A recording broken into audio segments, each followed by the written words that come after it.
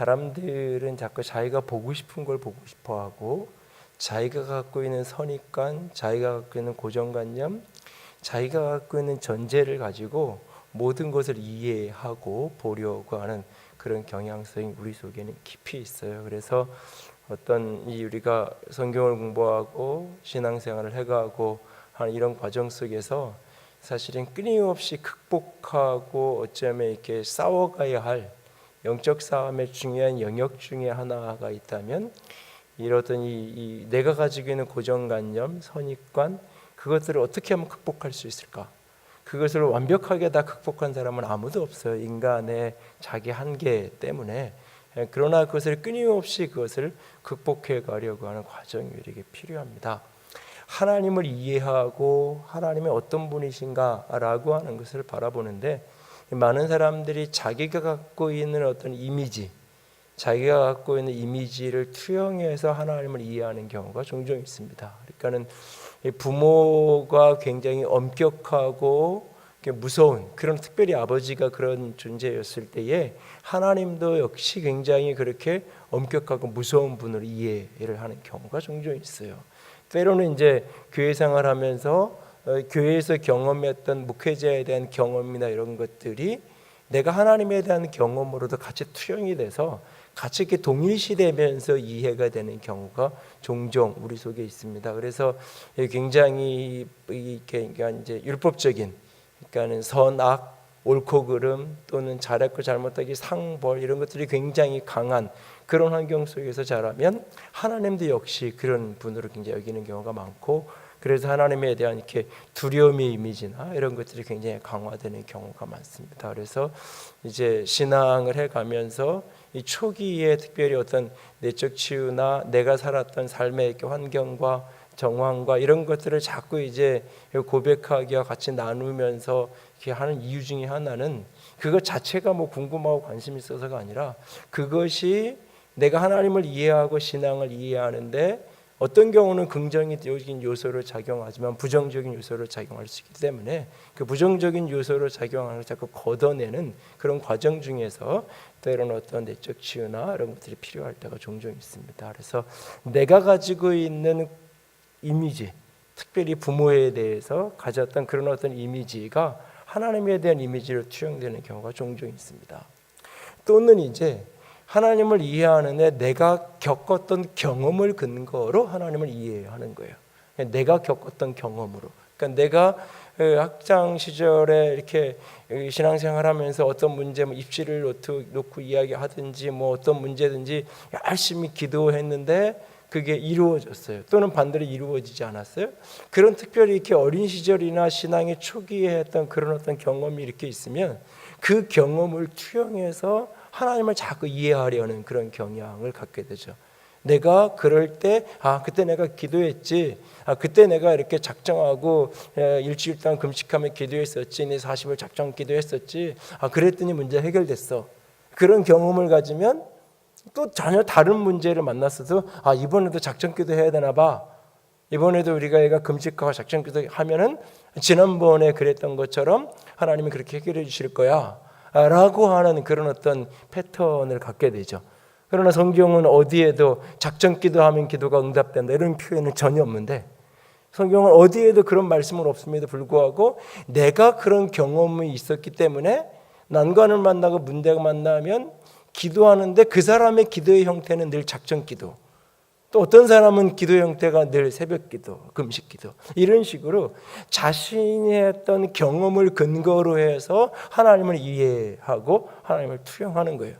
그래서 내가 했던 그런 경험처럼 상대방이 하지 않으면, 자녀가 막 속삭이기 힘들어요. 나는 그럴 때 작정해서 기도하고 그래서 우리 아이가 되돌아오고 바르게 되는 그런 경험을 했어요. 근데 옆에 있는 어떤 집사는 아이가 막 힘들게 하는데도 그렇게 작정하고 기도하지 않아요. 그걸 보면 이제 왜 그럴 때 이렇게 해야지 이렇게 되지. 근데 막상 또 그래서 그러면 나도 해볼까 그러고 하면 또 사실은 안 되기도 하고 되기도 하고 이런 경우가 있죠. 그래서 우리가 하나님을 이해하는 데 있어서 내가 가지고 있는 이미지, 내가 가지고 있는 경험을 가지고 투영하는 것, 그러니까 그것이 자꾸 강해지면 강해질수록 어떤 문제가 생기냐면 이 성경이 무용지물이 돼요. 그 성경을 갖고 있지만 성경이 철저하게 이혈령 비혈령이 되는 거예요.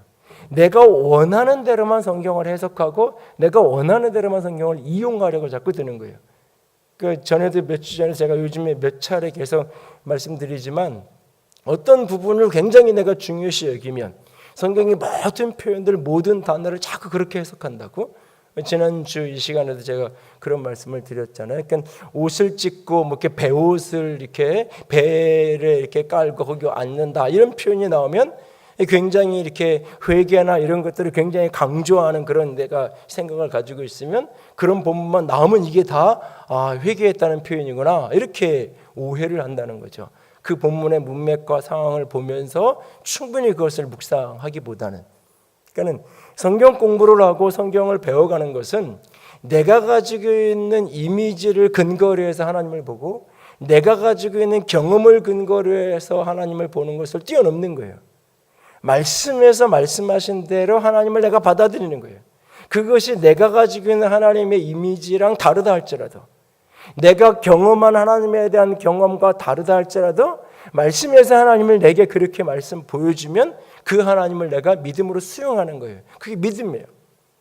그러니까 성경을 바라볼 때 이 창문으로 봐야 되고 거울로 봐야 된다는 이야기를 몇 차례 계속 요즘에 드리고 있어요. 이 거울로 보는 부분들을 계속 강조하고 나를 봐야 된다는 이야기를 자꾸 강조를 하고 특별히 큐티인을 큐티 시작하면서 하니까, 그러니까는 어떤 큐티 나눔을 하든지 어떤 자리든지 자꾸 주 언어가 뭐냐면 거기서 네 죄를 봤냐, 거기서 내 모습을 봤냐, 자꾸 그 얘기를 해요. 그게 맞는 얘기예요. 그러나 성경은 또 역시 창문이에요. 성경을 이렇게 성경 속에서 자신을 보지 못하는 것도 심각한 왜곡이지만 성경에서 자꾸 나만 보려고 하고 그 속에서 하나님을 보려고 하지 않는, 그 속에서 예수 그리스도를 보려고 하지 않는다면 그것도 또 다른, 우리가 우를 보면 또 다른 극단으로, 처음에 이렇게 짧은 기간 동안 문제가 되지 않지만 그게 오랜 시간이 지속되어지면 또 다른 신앙의 왜곡을 가져오게 돼 있어요.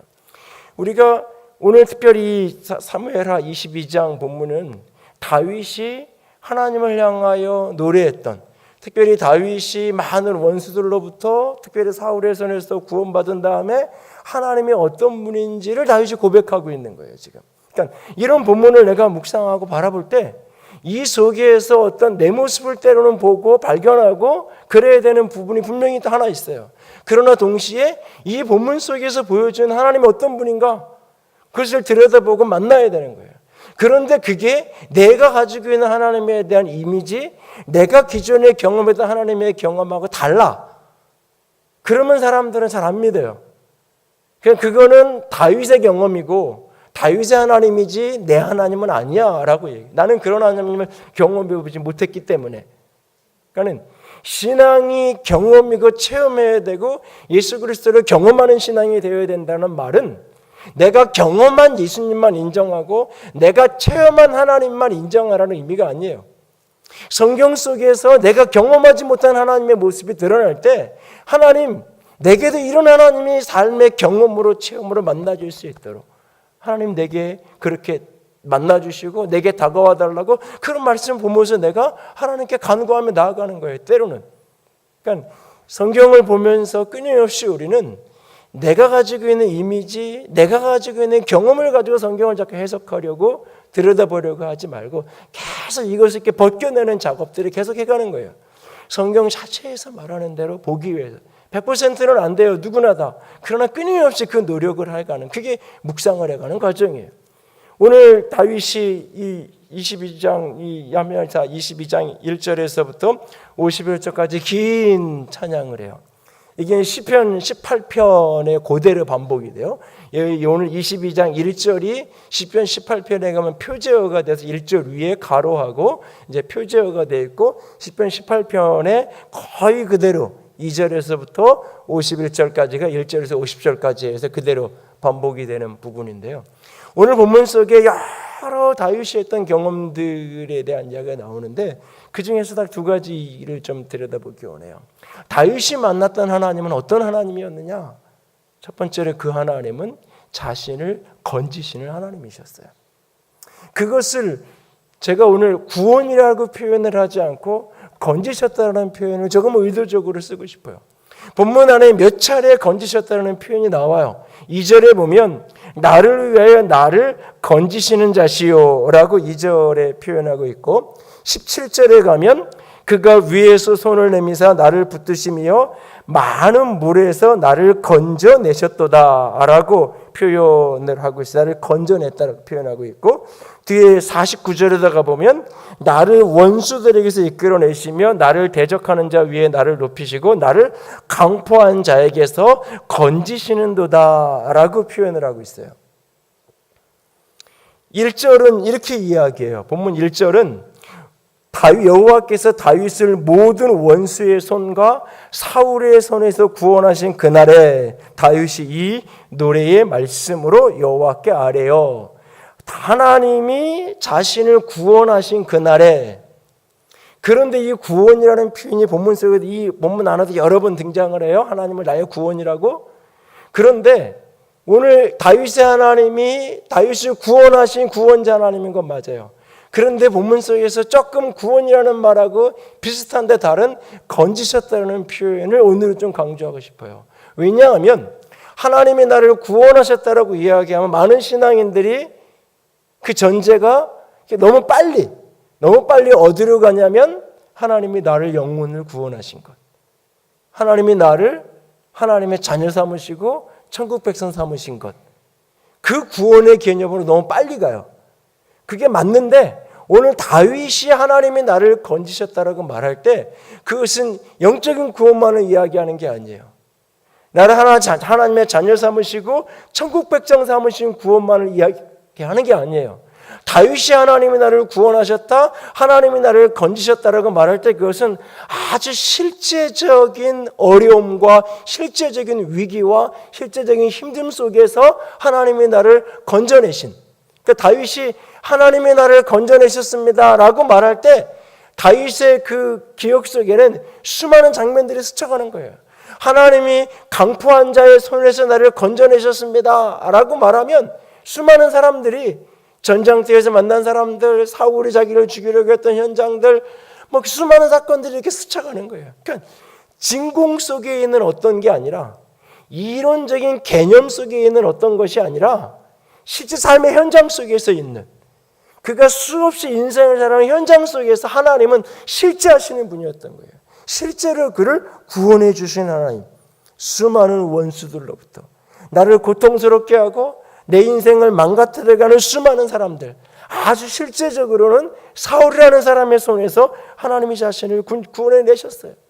5절 말씀에 보면 사망의 물에서 나를 애우고 불의의 창수가 나를 두렵게 하였으며 소울의 줄이 나를 두르고 사망의 올무가 내게 이르렀도다. 실제적인 죽음의 그림자 속에서 다윗은 이 사울을 피해서 살아가던 그 10여 년의 시간들은 실제로 언제 죽을지 모르는 상황이에요. 실제로 자기 얼굴로 창이 날아오는, 사울의 정신이 나가서 그냥 창을 집어던지잖아요.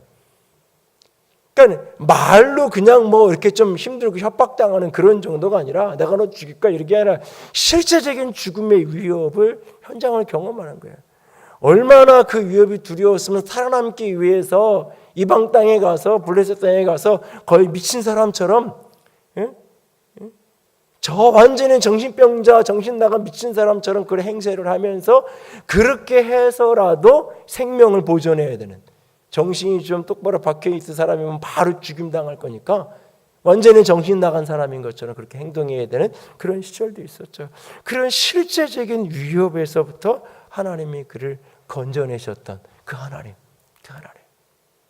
오늘 다윗을 그렇게 삶의 실제적인 위협과 위기와 어려움으로부터 건져내시던 하나님, 그 하나님이 저와 여러분의 하나님이에요. 오늘 우리가 믿는 하나님은 진공 상태에 있는 하나님이 아니에요. 종교적인 의식 속에만 있는 하나님이 아니에요. 내가 막 찬양하고 그럴 때 하나님의 감동을 주시고 은혜를 주시고 마음의 위로를 주시고 그것이 전부인 하나님이 아니에요. 우리 삶의 현장에서 실제로 내가 육체의 질병 속에서 고통받을 때, 실제로 내가 영적인 공고하면서 고통받을 때, 실제로 내가 물질적인 고단함과 어려움 속에서 고통받을 때 하나님이 그 위기로부터, 그 어려움으로부터 나를 건져내시는 그런 하나님이라고요. 오늘 다윗이 고백한 하나님, 나를 수많은 어려움 속에서, 수많은 고통 속에서, 수많은 아픔 속에서 건져내셨던 하나님, 그 수많은 전쟁과 원수의 손길에서 나를 건지신 하나님, 그 하나님이 다윗의 하나님이에요. 그리고 그 하나님이 오늘 저 여러분이 믿는 나의 하나님이에요. 나의 하나님. 오늘 내 하나님을, 나의 하나님을 예배당 안에 진공상태처럼 가두지 않기 원합니다. 내가 끊어지지 않는 죄된 습관으로부터 나를 건져내실 수 있는 분이 하나님이에요. 끊어내지 않는 그 문제로부터. 우리는 요즘에 죄를 자꾸 중독이라는 단어로 바꿔서 이해해요. 이걸 중독이라는 단어로 바꿔서 이해하는 순간 어떻게 이해가 되냐면 두 가지 문제가 나오는데, 하나는 그걸 그냥 병으로 이해하게 되고, 또 하나는 그것은 빠져나올 수 없는 거야 라고 이해를 하게 만들어요. 그래서 스스로 포기하게 만들어요. 그래서 제가 중독이라는 단어를 거의 안 써요. 교회 안에서 의도적으로. 근데 사람들은 쉽게 TV만 조금 봐도 저거 홈쇼핑 중독이야, 뭐 TV 중독이야, 쉽게 사람들은 그렇게 단정지어요. 그렇게 되면 그 당사자는, 그 얘기를 듣는 당사자는 이걸 내가 빠져나가야 될 이유도 없어요. 중독이니까 안 되는 거야. 이거는 그리고 병이야. 회개의 돌이킴이라는 요소가 사라져버려요. 그 속에 회개해야 되는, 내가 이것을 죄로 인정하고 돌이켜야 된다는 게 사라져요. 그 요소가. 그리고 이거는 불가능한 거라고 이야기를 해요. 그래서 병원을 가야 된다고 생각을 하는 거죠. 병원을 가면 내 죄를 지적하지 않아요. 병원을 가면 나에게 돌이키라고 말하지 않아요. 약을 주고 처방을 주죠. 근데 그것이 근본적으로 나를 끊어지게 하는 게 아니에요, 사실은. 근데 하나님은 때로는 나를 한없이 위로하시고, 그럴 수밖에 없는 나를 끌어안지만, 정죄하지 않고 끌어안지만, 때로는 당당하게, 강하게, 가네바다 현장에 잡혀있는 그 여인에게 나도 너를 정죄하지 않는다라고 말하셨지만, 동시에 다시는 가서 그와 같은 죄를 짓지 말라고 이야기하고 있단 말이죠. 분명한 돌이킴을 그에게 하나님은 요구하고 계세요, 사실은. 그러니까 하나님은 우리를 건져내시는 분인데, 때로는 오늘도 내가 고통받고 씨름하는 실질적인 죄의 씨름의 문제로부터 나를 건져내시고 나를 살려내실 수 있는 하나님, 그 하나님. 특별히 이 죄를 고백하고 죄를 나누라고 이야기하는 중요한 이유 중에 하나는 뭐냐면, 죄로부터의 구원의 문제를 다루는 문장 속에 야고보서 5장에서 서로 죄를 고백하라고 이야기해요. 이것이 질병의 문제에 대한 치유, 기도에 대한 문제가 같이 맞물려서, 성경 속에서 그냥 병을 위해서 예수님이 기도하시는 그런 어떤 샘플 장면이 아니라 명확하게 병 낫기 위해 기도하라고 말씀하셨던, 성경에 부자가 되기 위해서 기도하라고 말하는 본문은 없어요. 사실은 모든 것을 우리의 필요를 위해서 구하라고 하셨으니까 구하는 것이지, 그러나 명확하게 병 낫기를 위해서 기도하라고 명령하세요. 그 병으로부터 기도를 통해 하나님이 살리실 수 있다고 말하고 계신 거예요. 그런 문맥 속에서 서로 죄를 고백하라고 이야기하고 있어요. 그 병의 문제와 죄의 문제가 어쩌면 일정 부분 상관관계가 있는 이야기일 수 있어요. 그 본문에서는, 야고보서 5장의 그 이야기 속에는. 그래서 그 죄로부터의 고백이 나를 실제적으로 구원하게 만드는, 죄를 고백하고 죄를 나누는 게 내가 이런 사람이었습니다라고 자기 자랑을 하라는 이야기가 아니에요. 죄를 고백하는 것을 어떤 사람은 이렇게, 그건 은밀한 곳에서 은밀하게 가지고 있어야 되는 이야기야. 맞아요. 맞고 그 속에서 돌이켜서 회개하고 끊어질 수 있으면 그게 제일 좋은 거예요. 자기가 그렇게 은밀하게 실수하고 잘못하고 죄를 졌는데 은밀한 중에 하나님 앞에 내가 회개하고 돌이키고 그 죄가 끊어질 수 있으면 제일 좋은 거예요. 근데 이게 안 끊어지는 거예요. 안 끊어지기 때문에 죄를 공동체에 고백하는 순간 내 죄 문제가 내 문제가 아니라 공동체의 문제가 돼요. 샘터에서 내 죄의 문제를 고백하는 순간 이 죄의 문제가 내 문제가 아니라 이 이야기를 같이 들은 사람의 공동체의 문제가 돼요. 그래서 그 문제를 공동체에 같이 끌어안고 같이 씨름하고 같이 기도하고 그 형제가 그 자매가 그 죄로부터 해방되고 자유케 되기 위해서 공동체가 같이 돕는 거예요. 같이 헌신하고 같이 그가 돌이킬 수 있도록 지지해주고 같이 협력해주고 같이 중보하고 기도해주며 같이 가는 거예요. 그런 공동체가 아닌 곳에서는 죄를 고백하면 안 되는 거예요. 그래서 그런 안전한 공동체에서 고백해야 된다고 얘기하는 거예요. 바라기는 교회 전체가 그런 안전한 공동체에 있으면 좋겠어요. 교회 전체가. 근데 사실 그러기는 쉽지 않아요. 그래서 소그룹 안에서라도 내가 안전할 수 있는, 그것이 비난하고 손가락질이 아니라 내 죄의 문제를 너 그런 죄가 있구나 이게 아니라 네 죄가 내 죄인 것처럼, 저 사람은 지금 죄에서 해방되고 자유하고 싶은데 안 되는 저 문제가 마치 내 문제인 것처럼, 부모가 자식이 엄마 나 이런 죄에서부터 자유하고 싶은데 안 돼 라고 이야기할 때 부모는 손가락질하지 않잖아요. 그래 엄마가 도와줄게, 어떻게 하면 네가 거기에서 자유롭게 될 수 있겠니, 기도해주고 그 아이를 어쨌든 돕기 위해서 애를 쓸 거야. 그게 공동체에서 같이. 그래서 그 죄가 조금 더 혼자 씨름하는 것보다 잘 끊어지고 잘 극복되는 경우가 굉장히 많은 거예요.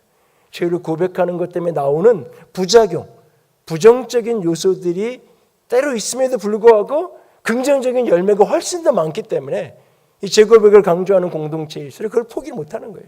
부작용을 몰라서 그 얘기를 하는 게 아니에요. 충분히 알아요. 그럼에도 불구하고 때로는 왜? 죄가 끊어지.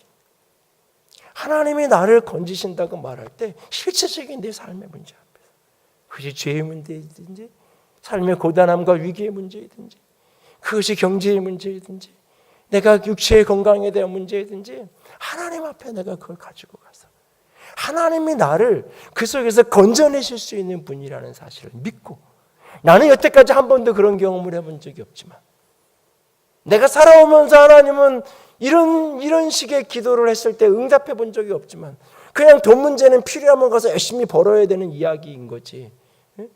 몸이 안 좋으면 열심히 가서 그걸 운동하고 약 먹고 병원 가서 치료할 일인 거지. 그게 무슨 기도할 일인가. 내가 살아왔던 경험은, 이전의 경험은 그와 같다 할지라도 오늘 말씀 속에서 오늘 다윗이 고백했던 하나님, 나를 건져내신 그 수많은 죽음의 그림자 속에서 나를 건져내셨던 하나님, 나를 끊임없이 고통스럽게 하고 힘들게 하는 그 악한 자의 손길에서 나를 구원하셨던, 내가 사울을 처치한 게 아니잖아요. 내가 사울을 꺾은 게 아니잖아요. 하나님이 해결하신 거잖아요.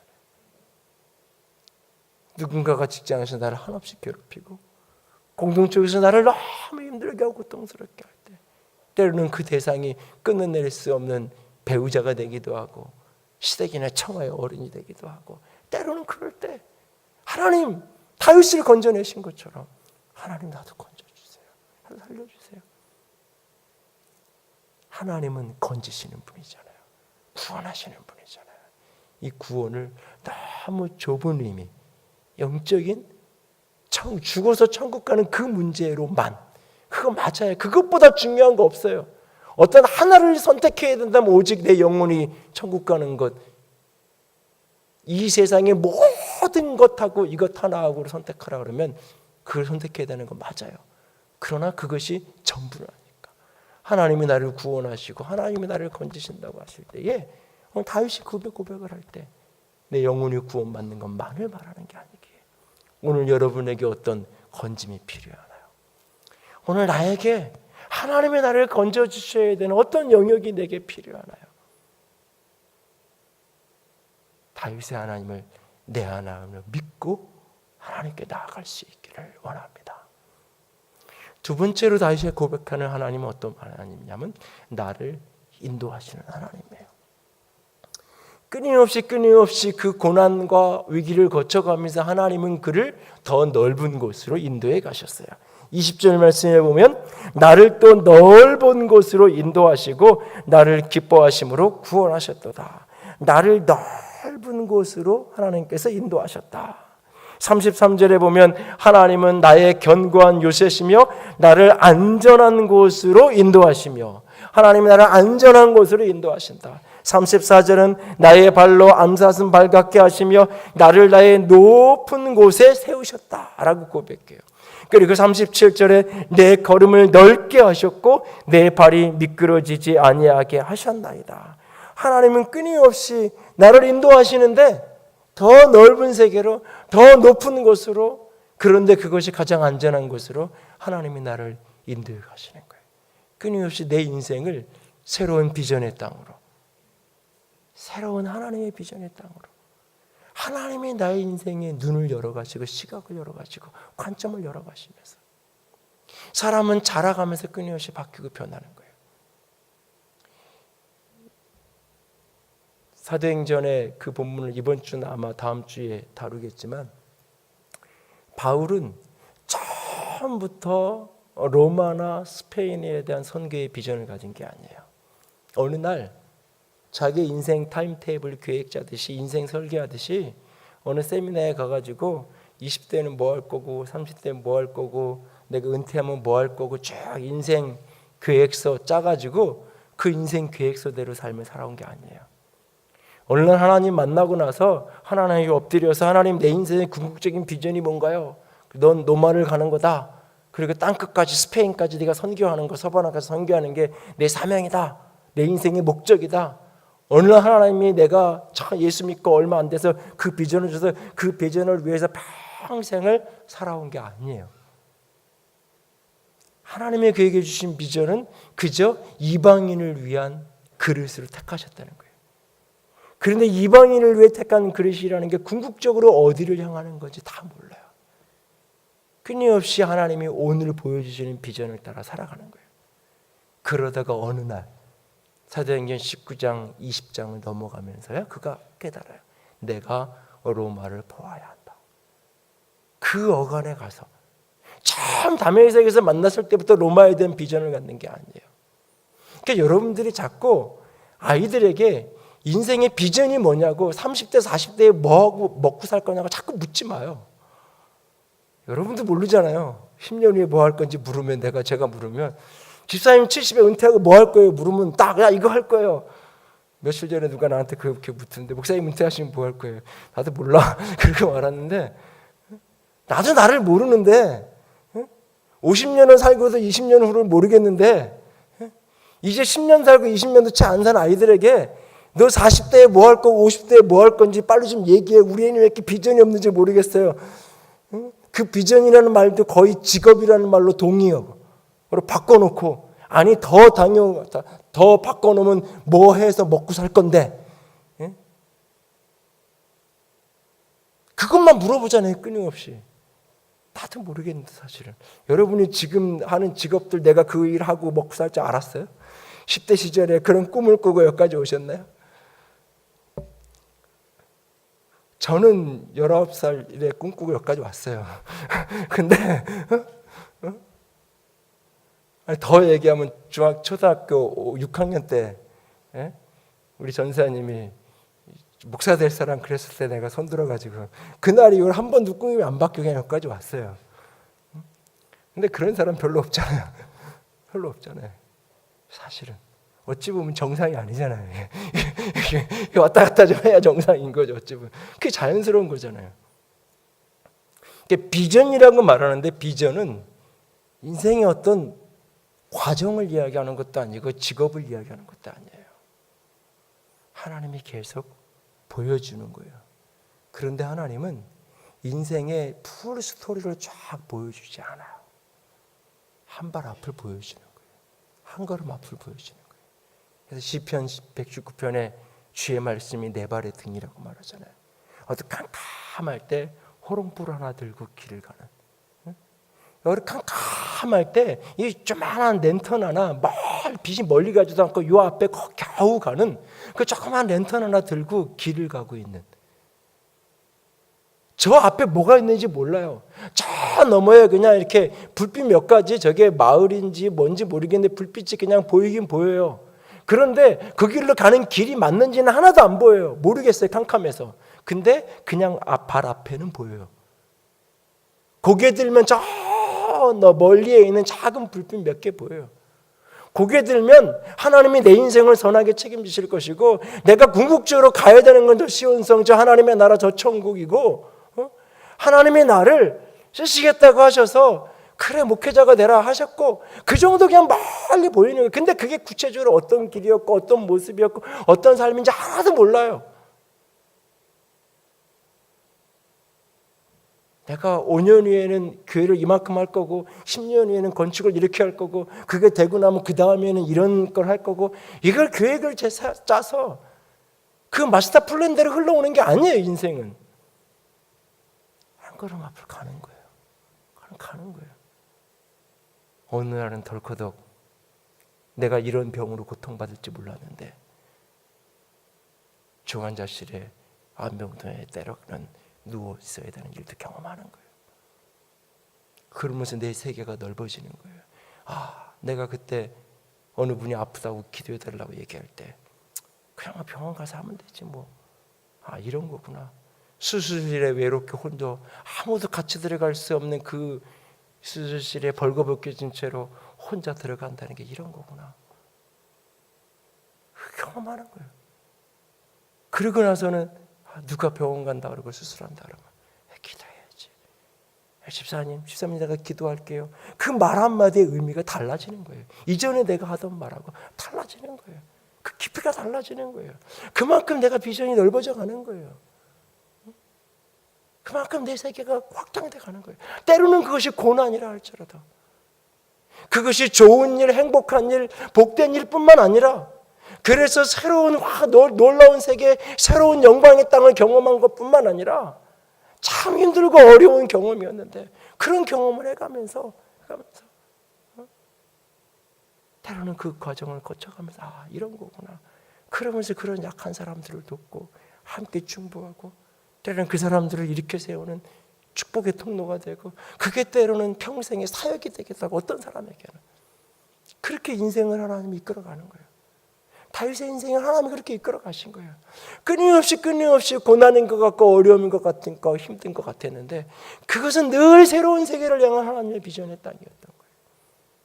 그래서 사무엘 상하와 시편을 다윗의 시편을 같이 읽어갈 때 다윗이 그 수많은 사건들을 경험하는 그 속에서 그가 발견하는 하나님, 벗은 발로 아들에게 도망가면서 썼던 그 시편들, 자신이 범죄함으로 나던 아이가 죽고 선지자가 책망하는 그 깊고 어두운 밤에 회개하며 썼던 그 시편들, 그가 했던 수많은 시편들을 같이 이렇게 교차적으로 볼 때 그 고통을 경험하면서 그 영광을 맛보면서 그가 이렇게 그의 세계가 깊어지는구나. 하나님을 알미 깊어지고, 기도의 깊이가 달라지고, 하나님을 향한 찬양의 예배의 차원이 달라지고, 그의 세계가 그렇게 끊임없이 넓혀져 가고 확장돼 가는 거예요. 하나님은 우리의 인생을 그렇게 인도해 가시는 분이에요. 하나님이 나를 인도한다라고 말할 때 그것이 어떤 마스터 플랜 계획서 딱 있어가지고 그대로 하나님이 시간 맞춰가지고 탁탁탁탁, 그게 아니라는 거예요. 내 인생의 걸음걸음 나를 충분히 존중하고 충분히 하나님이 원하시는 이 길인데 내 눈엔 그 길이 좋은 것인지 그 너머에 있는 게 안 보이니까 나는 끊임없이 이쪽으로 간다고 고집 피우기도 하고, 그래서 내가 내 고집대로 가기도 하고, 그러면 거기서 또 이쪽으로 가는 길을 처음 준비하셨다가 내가 이쪽으로 가면 거기서 갈 수 있는 길을 또 내시고 마스터 플랜을 쫙 가지고 그대로 쭉 가는 게 아니라 프로그래밍 돼서 딱 엔터 누르면 그냥 쫙 그렇게 프로그램 돼서 우리의 인생이 하나님이 인도하는 게 아니라 내가 걸음을 뗄 때마다 거기에 맞춰서 또 하나님이 인간이 죄를 짓을 알고 이미 다 이렇게 예배해 놓고 준비해 놓고 가죽옷도 준비하신 거고 다 이렇게 해 놓은 것 아니에요. 하나님이 아셨다, 하나님이 계획하셨다는 그 의미는 우리가 안다라는 개념, 우리가 계획했다는 개념하고는 차원이 달라요. 하나님의 계획, 하나님의 알미의 차원이기 때문에. 그래서 하나님이 인간의 타락함을 아셨다라고 말했을 때 우리는 하나님이 우리의 수준에 안다라는 걸로 자꾸 생각을 해요. 그래서 하나님이 알았으면 막아야지, 이렇게 생각해요. 그게 아니에요. 우리의 인생 한 걸음 한 걸음 하나님인데, 때로는 내 실수조차도, 때로는 내 죄악조차도, 내 넘어짐조차도 하나님이 성령이 되도록 그 고난의 터널을 지나고 그 쓰러짐과 넘어짐의 터널을 지나가면서 하나님을 더 깊이 알고 더 깊이 은혜 속에 들어가도록, 그래서 더 많은 영혼들을 일으키고 살리는 생명의 통로가 되도록 하나님이 우리의 인생길을 인도해 가신다고요. 하나님이 실수가 없다고 말하잖아요. 하나님이 실수가 없다고 말하잖아요. 근데 나는 실수가 많잖아요. 실수 없는 하나님이 가라고 하시는 길대로 안 가잖아요. 그래서 내 인생은 실수투성이잖아요. 사실은 우리가 하나님은 실수가 없다고 수없이 노래하지만 내 인생은 사실 들여다보면 수많은 실수투성이에요. 근데 하나님은 나의 인생에 나의 수많은 실수까지도 사용하셔서 선으로 빚어가시잖아요. 축복으로 빚어가시잖아요. 무엇만 놓치지 않으면 실수하고 넘어지고 쓰러져도 하나님이 나를 인도하실 것만 포기하지 않으면, 넘어져가면서도 그분이 나를 붙든 손만 뿌리치지 않으면, 그 깊은 죄악의 수렁 속에 허우적거리면서도 선지자를 통해서 하나님이 내게 내미신 손을 뿌리치지 않았던 다윗처럼, 어떤 고통 속에서도, 어떤 실패와 실수와 넘어짐 속에서도 나를 그분께서 선으로 인도하실 것을 믿고, 나를 넓은 곳으로, 높은 곳으로, 안전한 곳으로 그분이 나를 인도해서 세우실 것을 믿고, 그분이 나를 붙잡는, 그분이 내게 내민 손, 내가 외면하지만 않으면 어떤 실수도, 어떤 죄도, 어떤 넘어짐도 주님이 선으로 바꾸셔서 우리의 인생을 복된 인생으로 인도해 가실 거예요. 그 하나님은 나의 하나님, 다윗의 하나님, 우리를 건지시는, 그리고 우리를 인도하시는 하나님. 그러므로 오늘 그 하나님만을 의지하여, 그 건지시고 인도하신 하나님만을 의지하고 믿음의 길을 걸어갈 수 있기를 원합니다. 그 믿음의 길은 두 가지예요. 7절 읽습니다. 하나는 기도하는 겁니다. 7절 같이 읽습니다. 내가 환난 중에 여호와께 아뢰며 나의 하나님께 아뢰었더니 그가 그의 성전에서 내 소리를 들으시며 나의 부르짖음이 그의 귀에 들렸도다. 42절, 41절과 42절, 41절, 42절 같이 읽습니다. 주께서 또 내 원수들이 등을 내게로 향하게 하시고 내게 나를 미워하는 자를 끊어버리게 하셨음이니이다. 그들이 도움을 구해도 구원할 자가 없었고 여호와께 부르짖어도 대답하지 아니하셨나이다. 여러분, 내 하나님은 어떤 하나님인가요? 7절의 하나님으로 믿고 기도하고 계세요? 아니면 내 하나님을 42절의 하나님, 구하여도 듣지 않는 하나님이라고 생각하고 있나요? 그래서 내 능력대로, 내 힘대로 살겠다고 발버둥 치고 살아가나요? 아니요, 내 하나님은 그런 분이 아니에요. 그분이 건지시고 인도하시는 분이라를 믿는다면 7절 말씀대로 믿고 부르짖을 수 있기를 원합니다. 두 번째로 30절, 31절, 30절, 31절 같이 읽습니다. 내가 주를 의뢰하고 적진으로 달리며 내 하나님을 의지하고 성벽을 뛰어넘나이다. 하나님의 도는 완전하고 여호와의 말씀은 진실하니 그는 자기에게 피하는 모든 자에게 방패시로다. 그 하나님이 건지시는 분이고 인도하신 분이기에 믿음의 모험을 멈추지 마십시오. 믿음은 모험이에요. 모험은 위험한 거예요. 적군을 향해 달려가는 것은 위험한 일이에요. 성벽을 향해 돌진하는 것은 위험한 일이에요. 그런데 내 하나님을 의지해서 주의 말씀이 나에게 가라 하시니까, 주의 도는 완전한데 그 말씀이 적진을 향하여 나아가라고, 높은 성벽이지만 내 능력으로는 도저히 넘을 수 없는 성벽이지만 주께서 가라 하시기에 주의 말씀을 의지해서 달려갈 수 있는 저와 여러분이 될 수 있기를 원합니다. 그분이 건지시고 그분이 인도하실 것입니다. 함께 찬양합시다. 242장 영광이 맞서서 242장 나의 힘이 되신 여호와여 내가 주님을 사랑합니다. 함께 찬양합시다.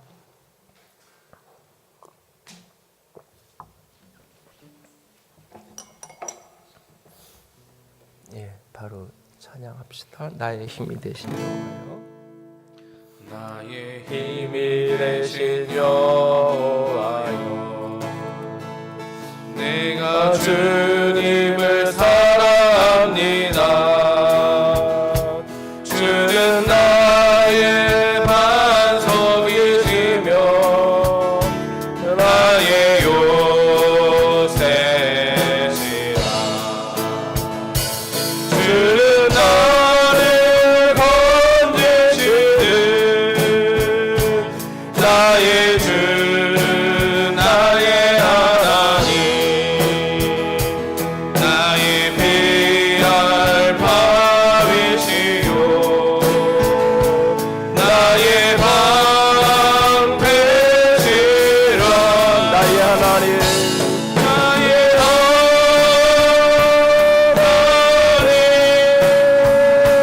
나의 하나님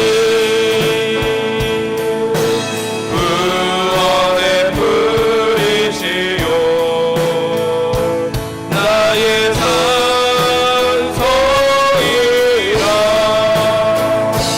나의 하나님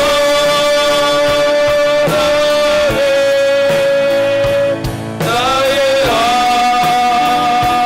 하나님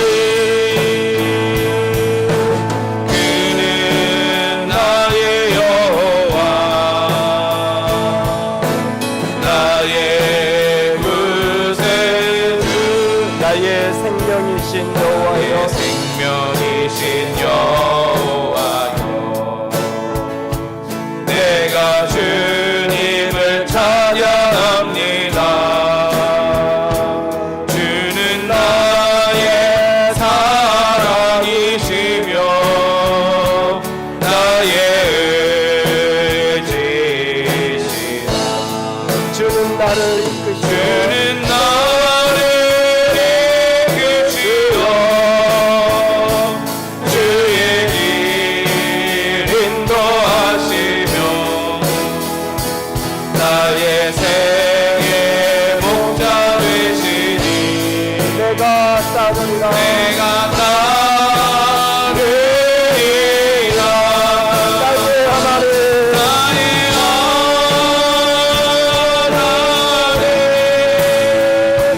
나의 하나님 생명의 멸류관으로 내게 시우소서. 나의 하나님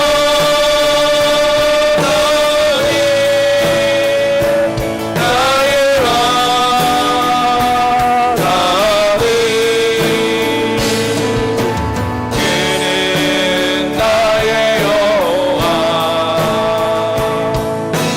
나의 구세주. 이 시간 기도하기 원합니다.